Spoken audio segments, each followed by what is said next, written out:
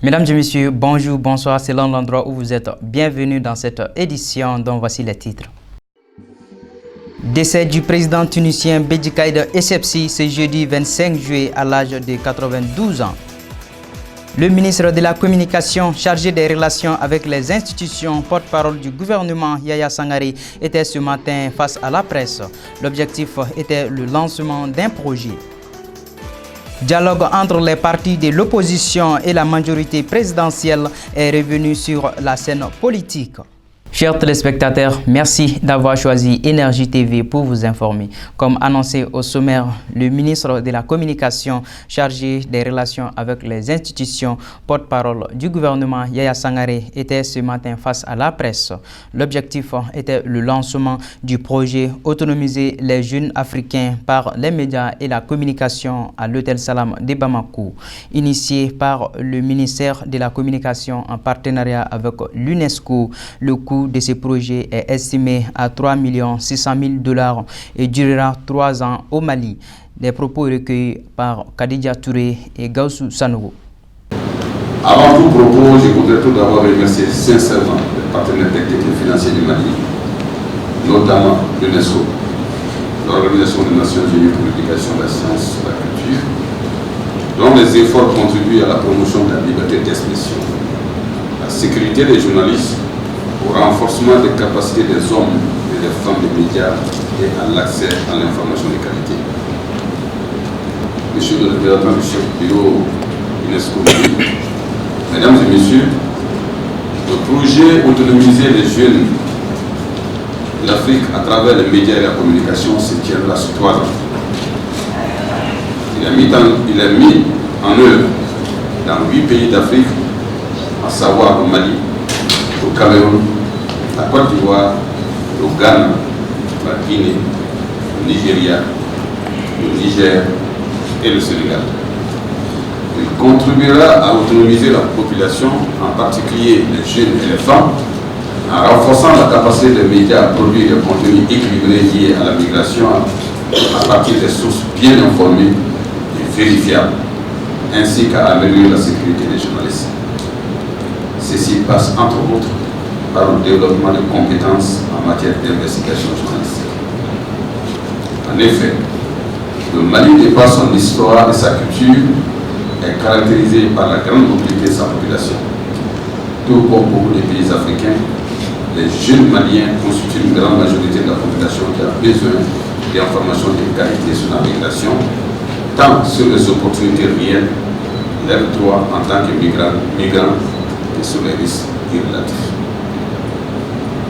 Mesdames et Messieurs, à travers ce projet, le professionnalisme et la qualité des contenus éditoriaux des médias seront renforcés afin d'assurer leur visibilité et leur réputation vis-à-vis du public malien, tout en favorisant la production et la diffusion des émissions sur la migration en langue locale.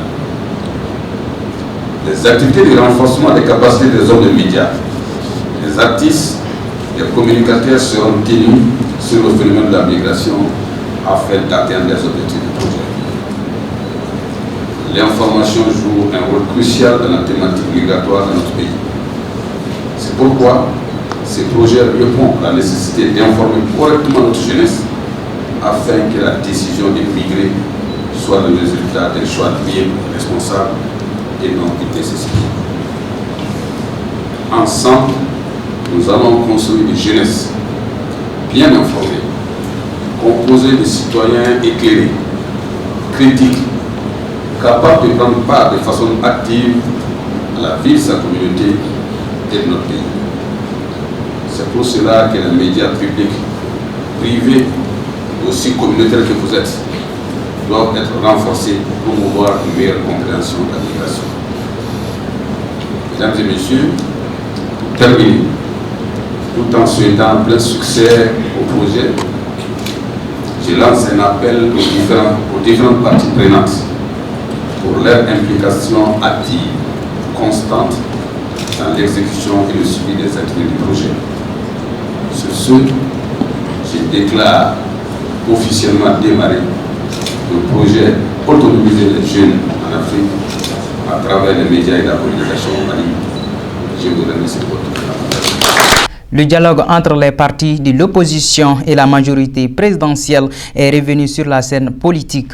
Maintes fois amorcé pendant les 5 ans de pouvoir d'IBK, celle-ci a toujours fini en queue de poissons aux grandes dames de l'opposition. Plus de détails avec Djetena Soumanou.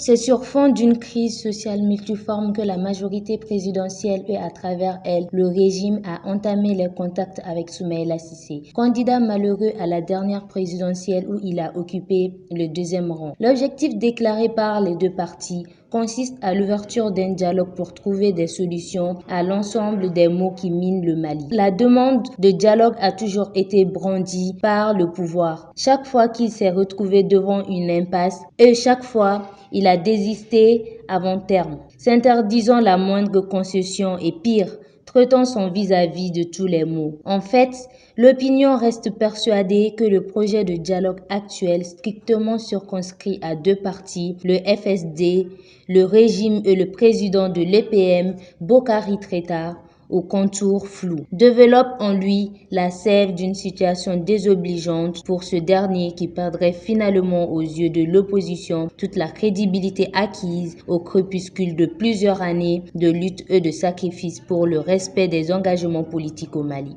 L'expérience des négociations engagées dans le passé par le RPM, la coalisation de l'opposition et plus récemment née dans discussions sur la réforme constitutionnelle du régime. Rejeté par les forces vives de la nation, devrait éditer ce nouvel interlocuteur à travers lui. L'opposition sur les véritables intentions de ce régime IBK qui risque bien de prendre en otage le Mali. Le moment doit être à la réflexion et surtout à la prudence pour les leaders de l'opposition qui doivent s'interdire des éventuels errements.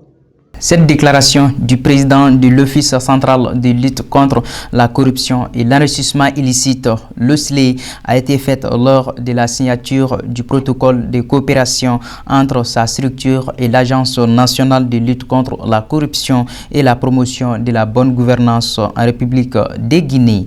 C'était le mardi 16 juillet dernier dans la salle de conférence de l'OSLE. Des précisions avec Aminata Tougoula. Le Mali et la Guinée n'attendent plus faire des cadeaux aux détourneurs du denier public.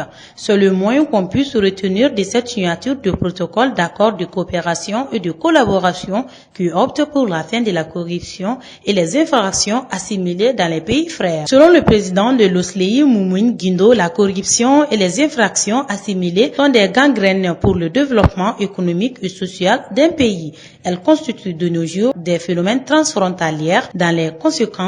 Elles constituent de nos jours des phénomènes transfrontaliers dont les conséquences ne peuvent pas être estimées à leur juste gravité. Faisant sien à une statistique du FMI, le président de l'OSLEI a relevé que 70% des fonds issus de la corruption sont exportés à l'extérieur, alors que dans les moyennes des pays, c'est le contraire. 70% des fonds détournés sont localement investis et 30% sont exportés. Pour lui, la signature et la mise en œuvre de ce protocole d'accord permettront de renforcer et d'élargir les barrières de protection contre ces fléaux. Quant à M. Sila Sekou Mohamed, secrétaire exécutif de l'Agence nationale de lutte contre la corruption et la promotion de la bonne gouvernance en République de Guinée, il a affiché son satisfaction par rapport à l'événement. Toutefois, il a salué l'aboutissement du processus avant d'inviter les deux parties à un combat avec persévérance, intelligence et abnégation. Les autorités tunisiennes ont annoncé ce matin le décès du président Bédi Caïd Essebsi,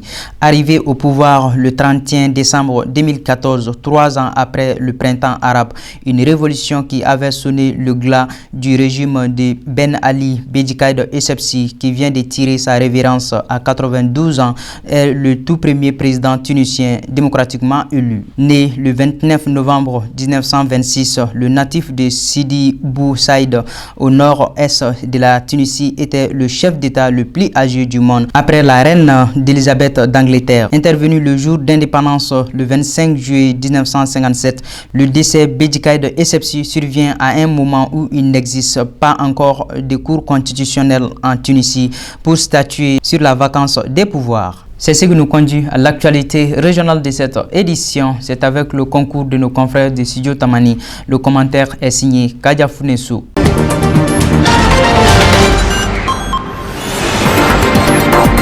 Commençons cette actualité régionale à Sikasso. Les travaux d'élaboration des schémas pastoraux au niveau de la région de Sikasso ont été lancés le mardi dernier dans la région. L'objectif est de permettre aux 7 cercles de la région de Sikasso de disposer de schémas pastoraux et de plans qui vont faciliter la mobilité des troupeaux et les relations entre les différents acteurs sur le terrain. La rencontre a été financée par LuxDev, une coopération suisse.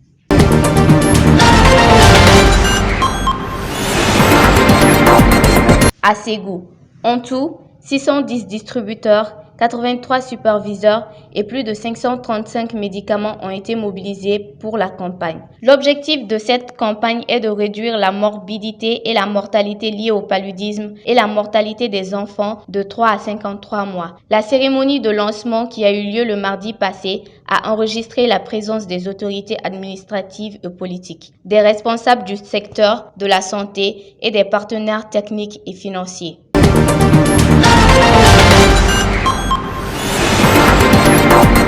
Nioro du Sahel dans la région de Caille. Une rencontre d'information et de sensibilisation des acteurs sur les objectifs de développement durable, ODD, et la contribution déterminée au niveau national, CDN, a eu lieu le mardi 23 juillet 2019, organisée par l'Agence de l'environnement et du développement durable, AEDD. La rencontre de 2 jours a permis aux participants d'être mieux outillés sur les événements majeurs ayant conduit à l'adoption de l'accord de Paris, les implications politiques des changements climatiques, la présentation de la contribution déterminée au niveau national et sa feuille de route. On prépare à la rencontre les organisateurs de la société civile, les collectivités territoriales, les services techniques et les médias.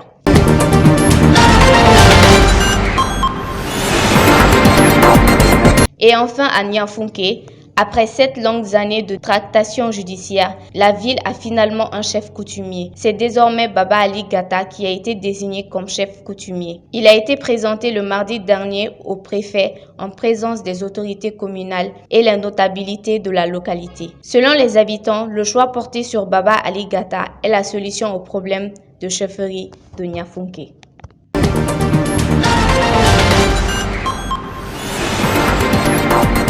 Place à l'actualité internationale de cette édition, en bref, en son et en images.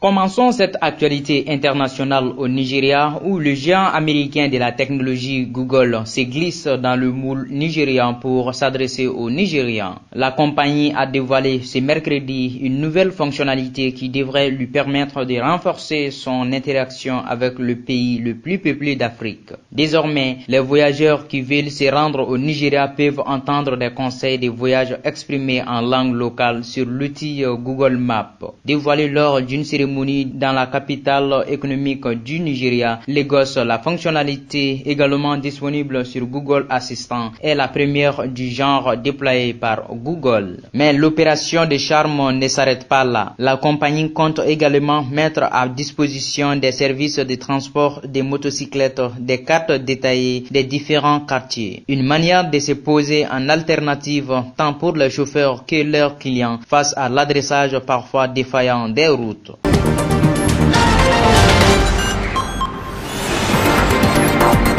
La police nigériane a intercepté mercredi près de Niamey une vingtaine d'armes à feu sur un passager en provenance du nord du Mali voisin, a annoncé à l'AFP une source sécuritaire. Les armes ainsi que plusieurs chargeurs étaient dissimulés dans des sacs de céréales découverts lors des fouilles à l'entrée ouest de Niamey sur l'axe routier menant au Mali selon cette source. Le voyageur de nationalité nigériane a été arrêté et une enquête est ouverte, a annoncé une autre d'autres sources sécuritaires. Le Niger fait face à des attaques récurrentes des groupes djihadistes du Sahel dans l'ouest, mais aussi du groupe nigérien Boko Haram dans le sud-ouest.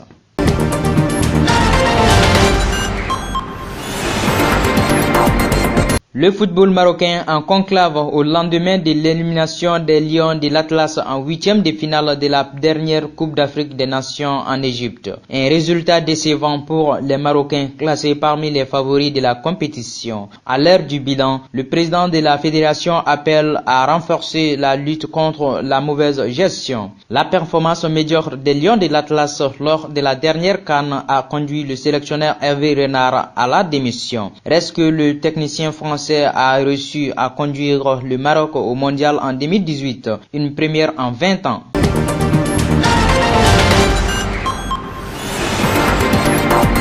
Terminons cette balade internationale en RDC. La semaine dernière, l'épidémie d'Ebola qui sévit en République démocratique du Congo a été élevée au rang d'urgence sanitaire mondiale par l'Organisation mondiale de la santé, OMS. Une décision qui implique une nouvelle batterie de mesures dont l'éventuelle utilisation de nouveaux vaccins. Mais avant, il va falloir convaincre les populations encore réfractaires. Déclenchée en août 2018 dans l'est de la République démocratique du Congo, la 10e épidémie dans ce pays a déjà fait plus de 1700 décès. Dans une région instable depuis une vingtaine d'années, la contre-offensive contre Ebola est rendue difficile par la bordée des milices armées qui pullulent la région, mais aussi par les interférences politiques ainsi que des coutumes qui forgent la méfiance des populations.